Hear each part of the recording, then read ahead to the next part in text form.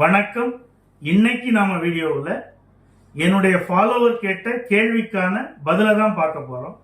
கேள்வி என்ன அப்படின்னா, அவங்களுக்கு திருமணம் ஆயிடுச்சு. திருமணம் ஆகி ஒரு பெண் குழந்தை இருக்காங்க. அந்த பெண் குழந்தைக்கு 5 வயசு ஆகுது. இதற்கிடையில அவருடைய முதல் கணவர் இறந்து போயிடுறாங்க. இவங்க இன்னொருவரை இரண்டாவதா திருமணம் பண்ணிக்கிறாங்க. இப்ப கேள்வி என்ன அப்படின்னா, அந்த பெண் குழந்தைக்கு கம்யூனிட்டி சர்டிபிகேட் முதல் கணவர் கம்யூனிட்டியில எடுக்கணுமா, இல்ல இப்ப இருக்கக்கூடிய இரண்டாவது கணவருடைய கம்யூனிட்டியின் பேஸ் பண்ணி எடுக்கணுமா அப்படிங்கறதுதான் கேள்வி. நிச்சயமா அவங்க முதல் கணவருடைய பெயர்லையும் அவங்களுடைய கம்யூனிட்டி அடிப்படையில் எடுக்கிறது தான் அந்த பெண்ணுக்கு வருங்காலத்துல எந்த விதமான சட்ட சிக்கலும் வராது அப்படிங்கறத தெரிஞ்சுக்கங்க. ஒருவேளை அவங்க பெர்த் சர்டிபிகேட் எடுத்திருந்தா அந்த பெர்த் சர்டிபிகேட்லயே முதல் கணவர் பேரை தான் காட்டியிருப்பீங்க.